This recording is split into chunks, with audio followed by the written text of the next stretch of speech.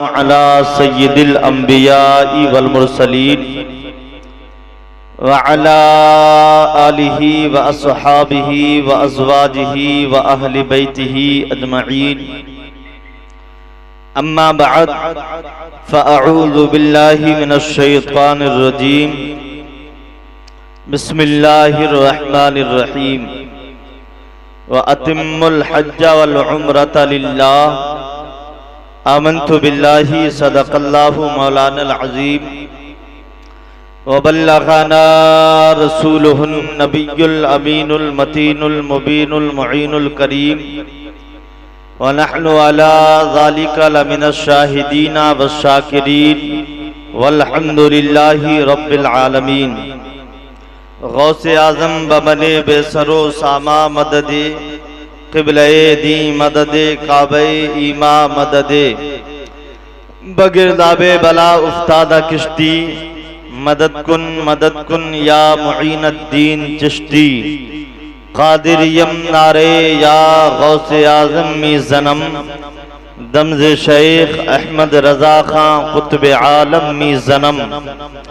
آئیے حضرات، سب سے پہلے گنبد خضرا میں آرام فرمانے والے آقا و مولا، دونوں عالم کے مالک و مختار، ہم غریبوں کے غم گسار، سید ابرار و اخیار، آقائے نامدار، شہنشاہ ذی وقار، نائب پروردگار، گلشن ہستی کی اولیں فصل بہار، انیس الغریبین، مراد المشتاقین، شمس العارفین، سراج السالکین، طٰہٰ و یاسین، انیس بے کساں، چار سازہ درد منداں، فخر رسولاں، مالک ہفت آسماں، نازش ہر دو جہاں، سرکار این و آ، سیاح لامکاں، نور کی آنکھوں کے تارے، کشتی ملت کے کھیون ہارے، رب کے دلارے، دائی حلیمہ کے جگر پارے،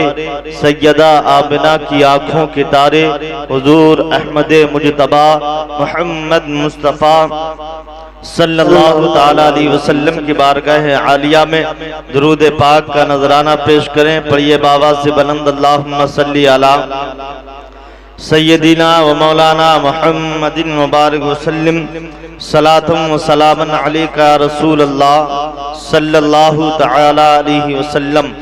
ایک مرتبہ اور نبی اور آل نبی کی بارگاہ میں درود شریف پڑھیں۔ اللہ رب محمد صلی علیہ وسلم، نحن عباد محمد صلی علیہ وسلم، وعلا ذویہ وآلہ ابد الدہور وکرما صلی اللہ تعالی علیہ وسلم۔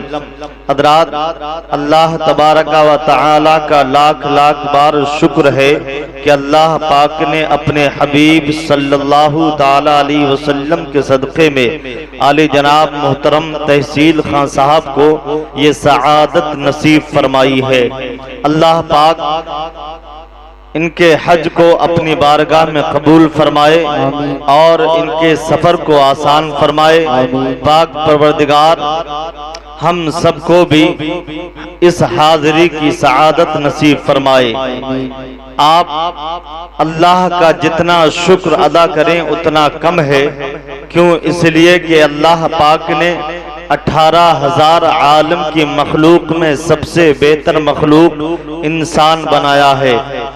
اگر رب چاہتا تو آپ کو کچھ بھی بنا دیتا، لیکن اس کا کرم دیکھیں کہ اللہ پاک نے آپ کو انسان ہی بنایا، اور اس کا کرم پہ کرم آپ دیکھیں کہ اللہ پاک نے آپ کو 18,000 عالم کی مخلوق میں سب سے بہتر مخلوق انسان بنانے کے بعد ایسے محبوب نبی کی امت میں پیدا فرمایا، جس محبوب نبی کی امت میں پیدا ہونے کے لیے اللہ کے جلیل القدر پیغمبر رب کی بارگاہ میں دعا کرتے رہے، اے مولا تو ہمیں نبی نہ بناتا بلکہ اپنے محبوب کا امتی بنا دیتا۔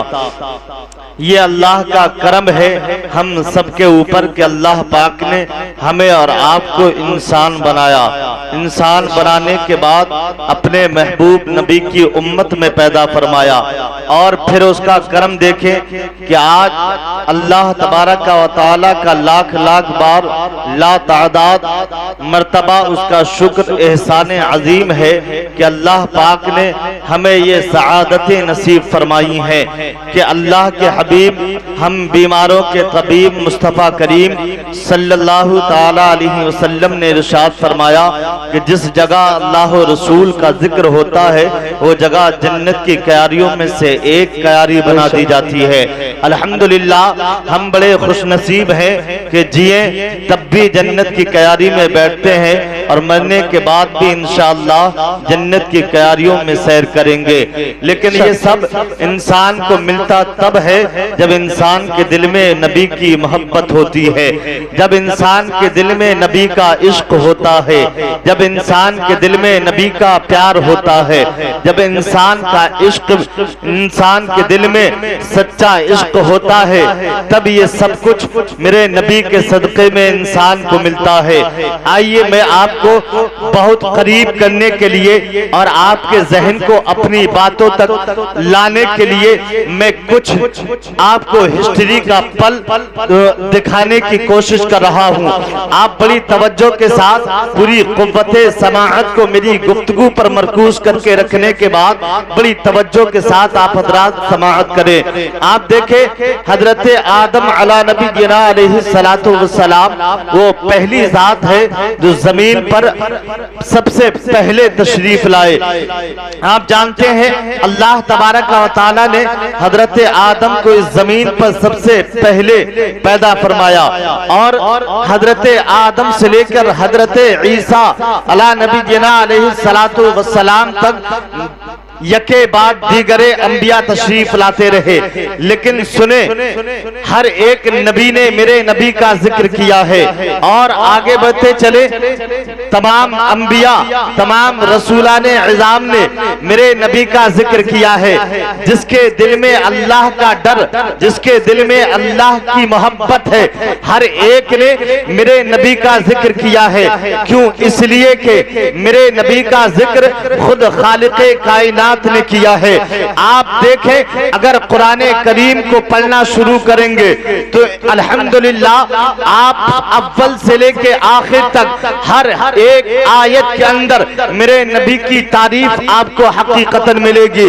آپ جانیں گے کہ اللہ پاک نے پورا کلام مقدس میرے نبی کی تعریف میں نازل فرمایا ہے۔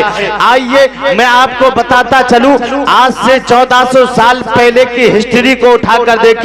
مدینہ شریف کی سرزمین ہے، مدینہ شریف کی سرزمین پر مسجد نبوی میں صحابہ کرام اکٹھے ہیں، میرے نبی بھی جلوہ بار ہیں۔ نبی نے ارشاد فرمایا حضرت حسان بن ثابت سے، میرے نبی ارشاد فرماتے ہیں اے حسان بن ثابت منبر پہ کھڑے ہو جاؤ۔ حضرت حسان بن ثابت منبر پہ کھڑے ہوتے ہیں، ادب کے ساتھ میں ہاتھ باندھنے کے بعد عرض کرتے ہیں یا رسول اللہ اب میں کیا کروں؟ میرے نبی نے ارشاد فرمایا اے حسان بن ثابت سنو، اللہ و رسول کی تعریف کرو۔ حضرت حسان بن ثابت نے پہلے اللہ کی حمد بیان کی، اور بیان کرنے کے بعد میرے نبی کی تعریف کرتے ہیں۔ آپ حضرات پوری توجہ کے ساتھ سنیے گا، انشاءاللہ ایمان میں تازگی پیدا ہوتی چلی جائے گی۔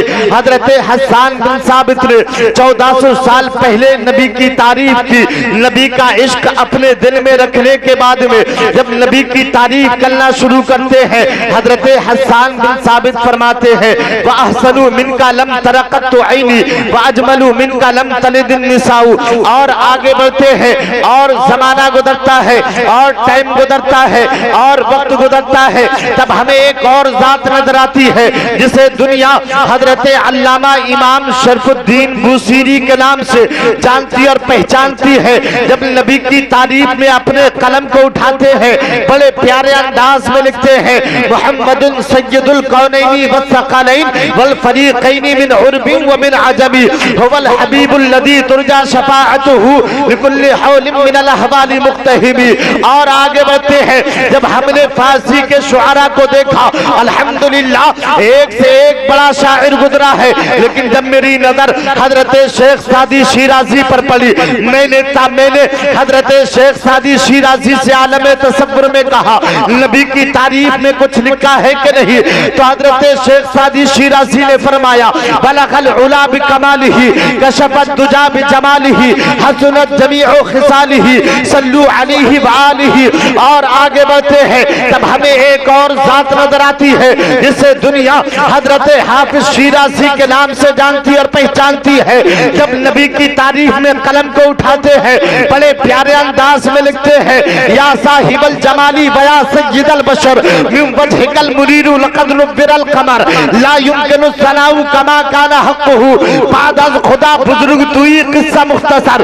اور آگے بڑھتے ہیں جب ہمیں ایک اور ذات نظر آتی ہے جسے دنیا عارف باللہ عاشق رسول اللہ حضرت علامہ ملا جامی رحمہ اللہ کے نام سے جانتی اور پہچانتی ہے. وہ نبی کا سچا دیوانہ، وہ نبی کا سچا عاشق، وہ نبی کا سچا وفادار جب نبی کی تعریف میں اپنے قلم کو اٹھاتا ہے بڑے اچھوتے انداز میں لکھتا ہے قلم فرسودہ جا پارا زہجرا یا رسول اللہ دلم بزم و تعابارا زعزیا یا رسول اللہ چون سوئے من گزراری منے مسکی زناداری فدائے نقش نالینت کلم جا یا رسول اللہ چون بازوئے شفاعت را کشائی پر گنہگارا مکن محروم جامیرا درا یا رسول اللہ. لیکن جب میں یہاں تک پہنچا دل نے جواب دیا شاکر رضا منظری سنو تو صحیح، ارے تم ہندوستان کی سرزمین پر رہتے ہو، تم ہندوستان کی سرزمین پر صوبہ اتر پردیش کے اندر بریلی شہر کے قریب میں رہتے ہو، ارے تمہاری زبان اردو ہے، تمہاری تہذیب اردو ہے، تمہارا تمدن اردو ہے، تمہارا کلچر اردو ہے. اگر نبی کی تعریف کرنا چاہتے ہو تو نبی کی تعریف اردو زبان میں کرو. تب میں نے اردو کے شعراء کا مطالعہ کیا تب مجھے ایک ذات نظر آتی ہے جسے دنیا شاعر مشرق ڈاکٹر اقبال کے نام سے جانتے اور پہچانتے ہیں. عالم تصور میں نے سوال کر دیا اے ڈاکٹر اقبال بتاؤ تو صحیح، تم نے تہذیب کے بارے میں لکھا ہے، تم نے تمدن کے بارے میں لکھا ہے، تم نے کلچر کے بارے میں لکھا ہے، تم نے انقلاب کے بارے میں لکھا ہے، اے ڈاکٹر اقبال بتاؤ تو صحیح کیا میرے نبی کی تعریف کی ہے کہ نہیں کی ہے؟ تو عالم تصور میں ڈاکٹر اقبال نے جواب دیا تھا شاکر رضا منظری کہیں کیوں نہیں دیتے ہو؟ ارے کی محمد سے وفا تو نے تو ہم تیرے ہیں، یہ جہاں چیز ہے کیا لوح و قلم تیرے ہیں؟ ارے محمد کی محبت دین حقی شرط اول ہے، اسی میں ہو اگر خامی تو سب کچھ نامکمل ہے. لیکن دل نے جواب دیا شاکر رضا منظری سنو تو صحیح، ابھی اطمینان نہیں ملا ہے، ابھی سکون نہیں ملا ہے، ابھی تسلی نہیں ہوئی ہے. میں نے دل سے کہا اے دل بتا تو صحیح کیا چاہتا ہے تاکہ سکون مل جائے، تاکہ اطمینان مل جائے.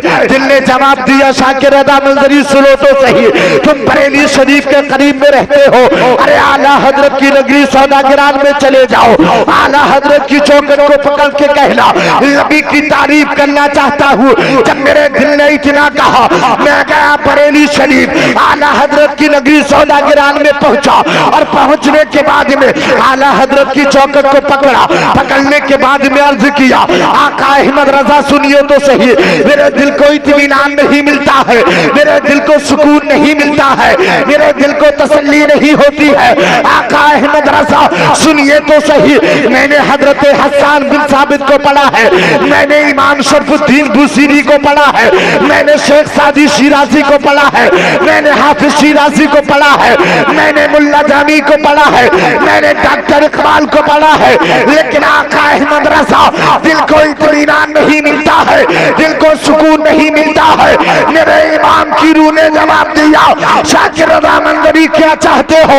میں نے کہا آقا احمد رضا میرا دل یہ چاہتا ہے زبان شاکر رضا منظری کی ہو لیکن کلام آقا احمد رضا آپ کا ہو، تعریف میرے نبی کی ہو، تو میرا امام بولا پھر کہہ دو یا رسول اللہ یہ زمین و سما تمہارے لیے، وکیل و مکہ تمہارے لیے، چنین و چونا تمہارے لیے، بنے دو جہاں تمہارے لیے، ہمارے یہاں تمہارے لیے، اٹھنی وہاں تمہارے لیے، ارے دہن میں زبا تمہارے لیے، بدن میں ہے جا تمہارے لیے، یا رسول اللہ تمہاری چمک، تمہاری دمک، تمہاری جھلک، تمہاری مہک، یہ زمین و فلک، یہ سماک و سماک، یہ سکے ربا تمہارے لیے، یا رسول اللہ سبا وہ چلے کہ باغی پھلے، وہ پھولی کھیلے کہ دن ہو بھلے، ارے لیما کے تلے سلام کھولے، رضا کی زبان تمہارے لیے۔ نعرہ تکبیر، نعرہ رسالت، مسلک اعلی حضرت، مسلک اعلی حضرت، حاجیوں کا قافلہ، نعرہ تکبیر۔ سب کچھ تمہارے لیے۔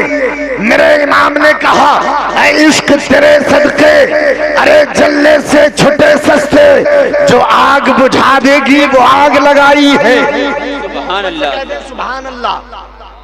ایک مرتبہ ذرا جی لگا کر آقا کی بارگاہ میں درود شریف پڑھیں، اللہم صلی علی سیدنا و مولانا محمد مبارک وسلم، صلاۃ و سلام علیک یا رسول اللہ صلی اللہ تعالی علیہ وسلم۔ سنیں، بڑی تیزی کے ساتھ میں اپنی بات کو کرنے کے بعد رخصت ہونے کی اجازت چاہتا ہوں، کیونکہ وقت اجازت نہیں دیتا ہے۔ آپ جانتے ہیں میں نے جس آیت کریمہ کی تلاوت کی ہے، اللہ پاک نے ارشاد فرمایا وَأَتِمُّ الْحَجَّ وَالْعُمْرَةَ للہ، کہ تم حج اور عمرہ کرو اللہ کے لیے، حج اور عمرہ اللہ کے لیے۔ آج حاجی صاحب مدینہ شریف کے لیے جا رہے ہیں، مکہ شریف کے لیے جا رہے ہیں۔ ایک بات ہم آپ کو بتا دیں، جب انسان کوئی بھی حج کرنے کے لیے جاتا ہے تمام چیزوں کو یہی چھوڑ دیتا ہے، چاہے وہ کچھ بھی ہو، مال و دولت ہو یا گھر بار ہو یا بچے ہو یا بیوی ہو، کوئی بھی ہو، جب انسان جاتا ہے تمام چیزوں کو، تمام اعزاء اقربا کو چھوڑنے کے بعد اللہ کی بارگاہ میں حاضر ہوتا ہے، تلبیہ کہتا ہوا نکلتا ہے، لبیک اللہم لبیک۔ کہتا کیا ہے؟ کہتا یہ ہے کہ اے پاک پروردگار میں حاضر ہوں، اپنے گھر بار کو چھوڑا ہے، اپنے عزیز و اقارب کو چھوڑا ہے، دنیا کی تمام تر دولت کو چھوڑا ہے، تمام چیزوں کو چھوڑا ہے، اپنی اولاد کو چھوڑ دیا ہے، اپنے رشتہ دار کو چھوڑ دیا ہے، کوئی ایسی چیز نہیں ہے جس کو میں لے کے جا رہا ہوں۔ کیوں؟ اس لیے کہ جب حاجی احرام کے لیے، جب احرام باندھنے کے لیے میقات پر پہنچتا ہے، اس کے پاس میں کچھ نہیں ہوتا ہے، صرف دو کپڑے ہوتے ہیں، ایک تہبند ہوتا ہے، ایک چادر ہوتی ہے، اس کے سوا اس کے پاس میں کچھ نہیں ہوتا ہے۔ کہاں جاتا ہے؟ خانہ کعبہ میں جاتا ہے، حج کرنے کے لیے خانہ کعبہ میں جاتا ہے، خانہ کعبہ میں۔ اور خانہ کعبہ کہتے کسے ہیں؟ اللہ کے گھر کو کہتے ہیں، ہر ایک جانتا ہے خانہ کعبہ اللہ کے گھر کو کہتے ہیں، حالانکہ اللہ پاک ہے، زمان و زمانیات سے، مکان و مکانیات سے پاک ہے، لیکن عرف کے اعتبار سے خانہ کعبہ کو اللہ کا گھر کہتے ہیں۔ اسی طریقے سے مسجد کو اللہ کا گھر کہا جاتا ہے، لیکن یہ بات ذہن میں رکھنا، خانہ کعبہ اللہ کا گھر تو ہے لیکن عرف کے اعتبار سے ہے، حقیقت میں وہ ہر چیز سے پاک ہے جو ممکن ہو۔ آگے بڑھتے ہیں، اللہ پاک ہر چیز سے پاک ہے، زمان و زمانیات سے پاک ہے، مکان و مکانیات سے پاک ہے، لیکن وہ خدا کا گھر ہے۔ حاجی جب نکلتا ہے، احرام باندھتا ہے، میقات پر پہنچنے کے بعد میں صرف دو ہی چیز ہوتی ہے، ایک تہمند ہوتا ہے، ایک چادر ہوتی ہے، اور ہونے کے بعد میں پھر وہ یہ تلبیہ پڑھتا ہے، لبیک اللہم لبیک لا شریک لک لبیک ان الحمد والنعمت والملک لک لا شریک لک۔ آگے بڑھتے چلتے ہیں، یہ کہتا ہے اے پاک پروردگار میں نے ہر چیز کو چھوڑ دیا ہے، میں نے دنیا کی تمام تر چیزوں کو چھوڑ دیا ہے، لیکن پروردگار میں تیری بارگاہ میں حاضر ہو گیا ہوں، میں تیری بارگاہ میں حاضر ہو گیا ہوں۔ اگر کوئی بھی چیز ہے تو وہ سب کچھ تیرے لیے ہے، ملک ملک ہے تیرے لیے ہے، سلطنت ہے تیرے لیے ہے، بادشاہت ہے تیرے لیے ہے، حمد ہے تیرے لیے ہے، اس لیے کہ ان تمام چیزوں کا حقدار تو ہی ہے۔ اللہ کی بارگاہ میں حاضر ہوتا ہے، عرض کرتا ہے مولا اب میرے گناہوں کو بخش دے۔ سب چیز کو چھوڑنے کے بعد میں تیرے بارگاہ میں حاضر ہو گیا ہوں۔ جب وہ میقات سے آگے بڑھتا ہے، بڑھتا چلا جاتا ہے، بڑھتا چلا جاتا ہے، تو سنو ایک بات بتاتا ہوں حاجی صاحب، جیسے ہی آپ خانہ کعبہ کے ارد گرد پہنچیں گے اور آپ کی نظر سب سے پہلی خانہ کعبہ پر پڑے گی تو میرے نبی نے ارشاد فرمایا ہے، اے لوگوں سنو سنو، جب تم حج کرنے کے لیے جاؤ اور جب تمہاری سب سے پہلی نظر خانہ کعبہ پر پڑے تو جو چاہو مانگ لو۔ دل میں ماننے سے پہلے پہلی نگاہ میں جو چاہو مانگ لو، اللہ عطا فرمانے والا ہے۔ پتا چلا میرے نبی نے ارشاد فرما دیا ہے تو یہ تو ہونا ہے، اس لیے کہ یہ زمین و آسمان بدل سکتے ہیں لیکن میرے نبی کا فرمان نہیں بدل سکتا ہے۔ اسی لیے عقیدت کہتی ہے قول محمد قول خدا، فرمان نہ بدلا جائے گا، بدلے گا زمانہ لاکھ مگر قرآن نہ بے شک سبحان اللہ سبحان بدلے گا زمانہ لاکھ مگر قرآن نہ بدلا جائے گا۔ اب سنو نبی نے ارشاد فرما دیا ہے میقات سے نکلنے کے بعد جب تم خانہ کعبہ کے گرد میں پہنچو، خانہ کعبہ کے پاس میں پہنچو اور تمہاری جب پہلی نگاہ خانہ کعبہ پر پڑے تو جو چاہو مانگ لو، اللہ عطا فرمانے والا ہے۔ اب سنو ہر ایک کی سوچ الگ ہوتی ہے، ہر ایک کی فکر الگ ہوتی ہے، کوئی کچھ مانگتا ہے، کوئی کچھ مانگتا ہے، کوئی کچھ مانگتا ہے، کوئی دنیا کی مال و دولت کو مانگتا ہے، کچھ اپنی عمر کو مانگتا ہے، کچھ اپنی زندگی کو مانگتے ہیں، کوئی کچھ مانگتا ہے۔ لیکن اے لوگوں ایک بات میں بتا دوں، اگر اللہ پاک ہم سب کو بھی اگر یہ سعادت نصیب فرمائے تو آپ دنیا کی دولت کو مت مانگنا، حاجی صاحب دنیا کی جائیداد مت مانگنا، دنیا کی زندگی کو مت مانگنا، اس لیے کہ ہمیشہ کوئی چیز نہیں رہے گی، ہر ایک کو فنا ہونا ہے۔ کیوں؟ اس لیے کہ رب نے ارشاد فرما دیا ہے کل من علیہا فان ویبقى وجہ ربک ذی الجلال والاکرام، کہ ہر چیز فنا ہو جائے گی، باقی رہنے والی اگر کوئی ذات ہے تو وہ اللہ پاک کی ذات ہے۔ تو اب ہم کہو گے مولانا پھر کیا مانگے؟ اگر ہم دولت کو نہ مانگے، اگر ہم جائیداد کو نہ مانگے، اگر ہم عزت و عظمت کو نہ مانگے، اگر ہم اپنی اولاد کو نہ مانگے تو پھر کیا مانگے؟ تو سنو میں کہوں گا، ارے میں اپنی بات نہیں کہتا بلکہ وقت کا مجدد اعظم امام اہل سنت تاجدار اہل سنت ہم سنیوں کی جان وہ طریقہ بتاتے ہیں۔ اے لوگوں جب خانہ کعبہ کے گرد پہنچو اور پہنچنے کے بعد جب تمہاری پہلی نظر پڑے تو وہاں جا کر کچھ اور نہ مانگو بلکہ یہ کہہ دو یا الہی جو دعائیں نیک ہم تجھ سے کریں قدسیوں کے لب سے آمی ربنا۔ بے شک سبحان اللہ سبحان اللہ۔ نعرہ تکبیر، نعرہ رسالت، مسلک اعلی حضرت، مسلک اعلی حضرت، نعرہ تکبیر۔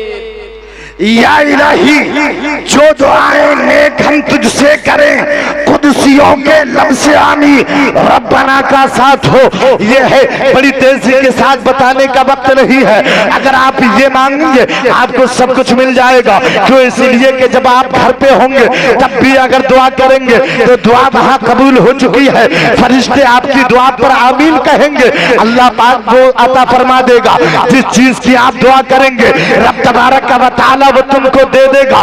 آگے بڑھتے ہیں، وقت اجازت نہیں دیتا ہے، آپ خانہ کعبہ کا طواف کرتے ہیں۔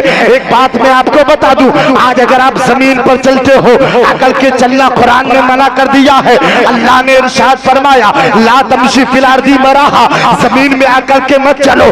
آج زمین پہ عقل کے نہیں چلنا چاہیے، اگر تم زمین پہ عقل کے یہاں چلو گے تو تمہیں اس کا حساب دینا ہے، یہ زمین تم سے حساب مانگے گی۔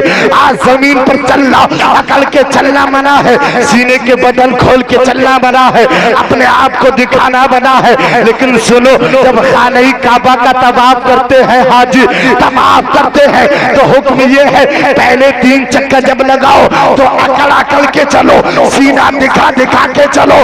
کیوں چلو؟ اس لیے کہ جانتے ہو اللہ پاک نے تمہیں وہ مقام عطا فرمایا ہے، وہ مقام عطا فرمایا ہے، وہ مقام عطا فرمایا ہے کہ اللہ کے نبی نے ارشاد فرمایا حاجی تو وہ ہوتا ہے جو ایسا گناہوں سے پاک کر دیا جاتا ہے، ایسا گناہوں سے پاک کر دیا جاتا ہے جیسے کہ ماں نے آج ہی پیدا کیا ہے۔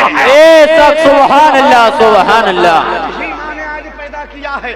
ایسا کر دیا جاتا ہے، حاجی کا مقام بلند کر دیا جاتا ہے۔ لیکن وجہ کچھ اور تھی، وجہ یہ تھی پہلے کے کفار کے لیے نہ سمجھے کہ یہ کمزور ہے، یہ بڑھاپا ہو چکا ہے، لیکن جب طواف کرتے ہوئے کفار پہلے کے صحابہ کو دیکھتے تھے تب ہر ایک جان جاتا تھا ارے یہ سینہ دکھا دکھا کے چل رہا ہے، یہ اکڑ کے چل رہا ہے۔ پتا چلتا تھا کہ ان کا وہ روب ہوتا تھا، کفار سامنے آنے کی ہمت نہیں کرتا تھا، جرأت نہیں کرتا تھا۔ آگے بڑھتے ہیں، یہ تمام وہاں پر ارکان ادا کرنے کے بعد میں صفا مروہ کی پہاڑیاں، میدان عرفات میں ٹہلنا، وقوف عرفات، مینا میں جانا، مزدلفہ میں جانا، اور اس کے بعد میں یہ تمام ارکان کو ادا کرنے کے بعد میں جب حاجی کہاں جاتا ہے مدینہ شریف، جہاں ہر سنی کی جان رہتی ہے، ہر سنی کی دل کی دھڑکن رہتی ہے، مدینہ شریف ہر ایک جاتے ہیں۔ بس یہ بات بتانے کے بعد میں اپنی بات کا اختتام کرتا ہوں۔ کیوں جاتے ہیں؟ اس لیے کہ سنو میدان عرفات، مقام مزدلفہ، مینا، بہت ساری اللہ کی نشانیاں مکہ المکرمہ میں موجود ہے۔ فضیلت آپ جانتے ہو، اگر کوئی شخص وہاں پر ایک نیکی کرتا ہے اللہ پاک 1,00,000 نیکیوں کا ثواب عطا فرماتا ہے۔ مدینہ شریف میں اگر کوئی ایک نیکی کرتا ہے اللہ پاک 50,000 نیکیوں کا ثواب دیتا ہے۔ آپ کہیں گے یہاں زیادہ ہے، یہاں کم ہے۔ اسی غرض سے علماء نے، مفسرین نے بڑی بحث و مباحثہ کیا ہے کہ مکہ شریف افضل ہے یا مدینہ شریف افضل ہے۔ کچھ کہتے ہیں مکہ شریف افضل ہے۔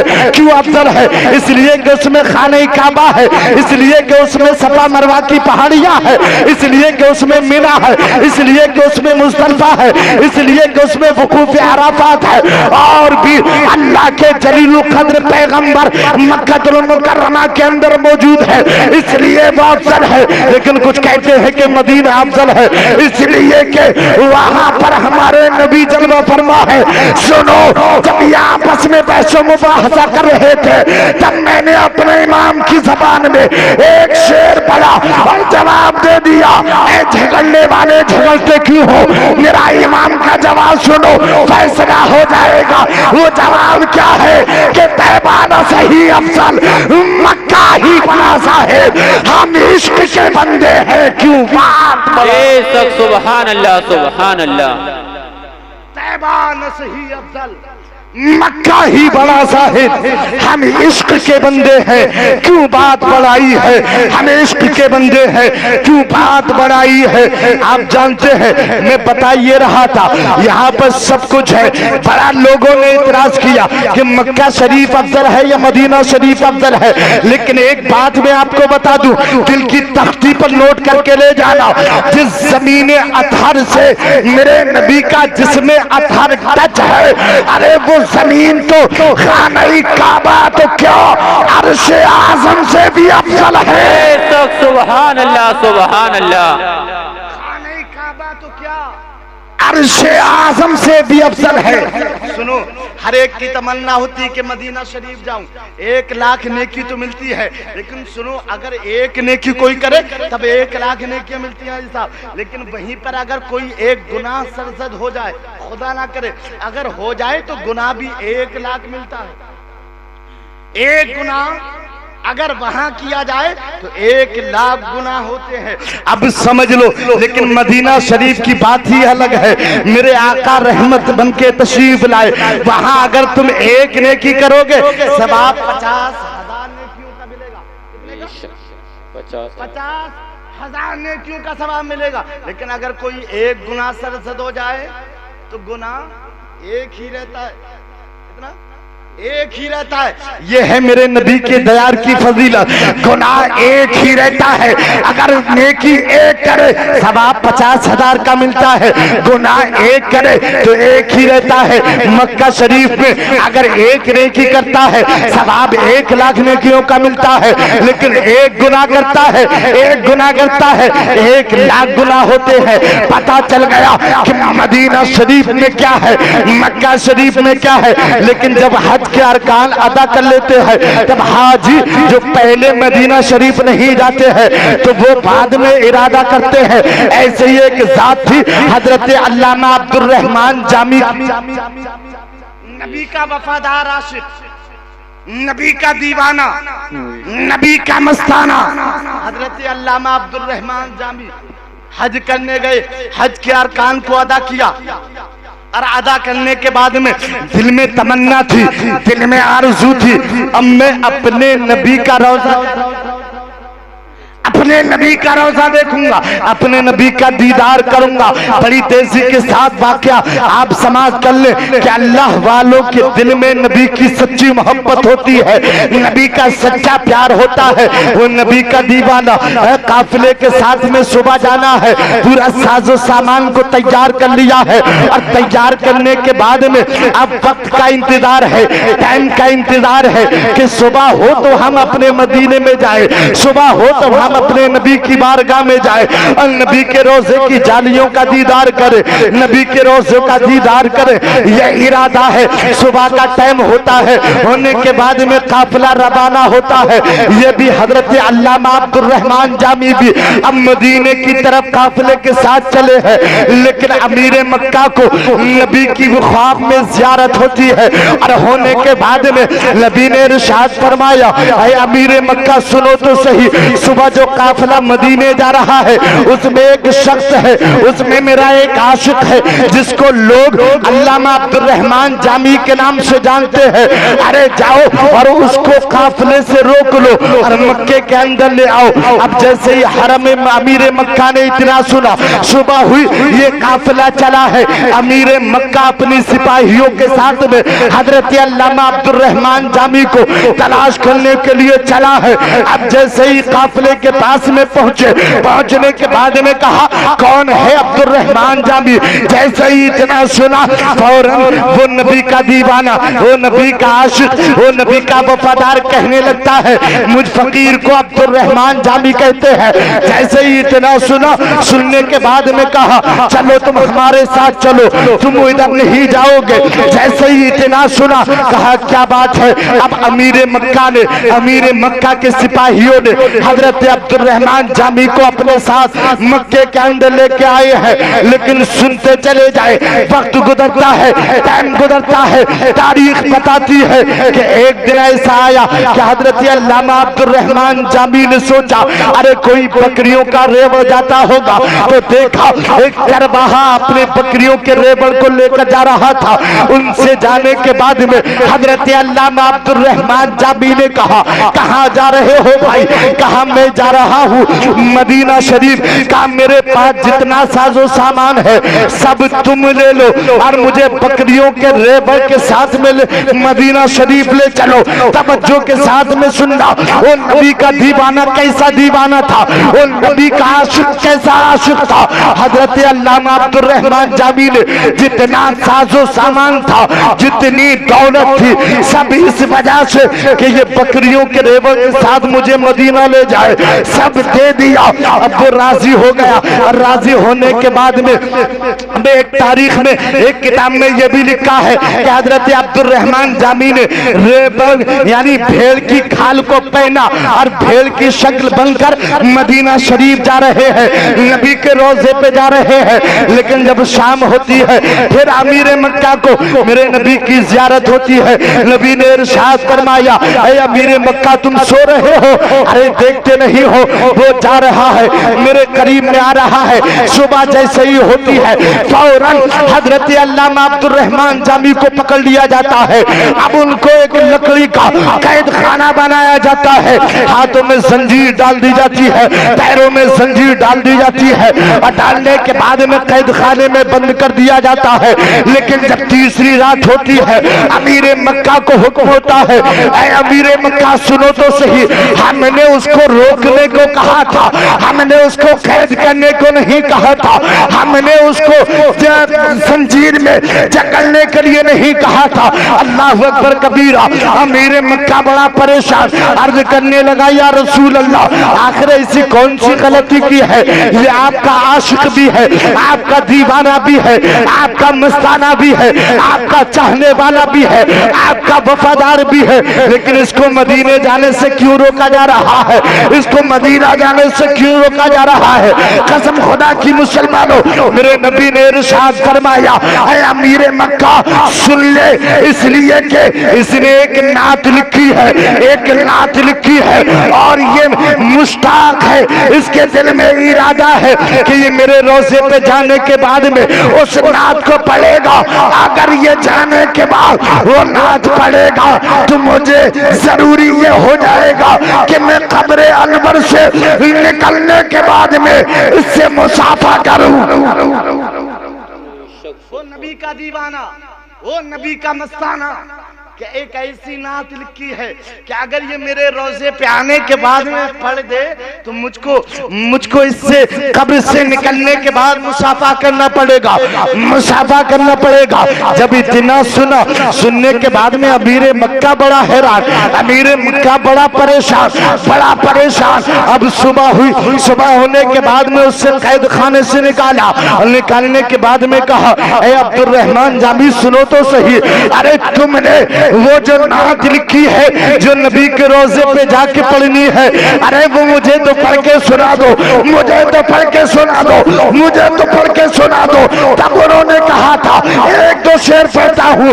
حضرت علامہ عبد الرحمن جامی فرماتے ہیں تنم فرسودہ جا پارا زِ ہجران یا رسول اللہ, دلم پزمدہ بارا زِ عصیان یا رسول اللہ, چون سوئے من گزراری میں نے مسکی زناداری, فدائے نقش نالینر کنم جا یا رسول اللہ, ارے چون بازوے شفاعت را کشائی پر گنہگارا مکن محروم جامی را درا یا رسول اللہ, مکن محروم جامی را درا یا رسول اللہ. کہ یا رسول اللہ جب میدان محشر میں آپ سب کی شفاعت کر رہے ہوں تو اس وقت میں جامی کو مت بھول جانا, جامی کو مت بھول جانا. نبی ارشاد فرماتے ہیں من زارا تربتی وجبت لہو شفاعتی, کہ جس نے میرے روضہ انور کی زیارت کی مجھ پر اس کی شفاعت واجب ہو گئی. اللہ پاک حاجی صاحب کے سفر کو آسان فرمائے, آمین, اور ہم سب کو بھی حاضری کی دولت سے مالا مال فرمائے, آمین. استغفر اللہ ربی من کل ذنب و اتوب الیہ. سارے لوگ ایک مرتبہ کلمہ طیبہ کا ورد کر لیں, پڑھیے لا الہ الا اللہ محمد رسول اللہ وما علینا الا البلاغ. السلام علیکم.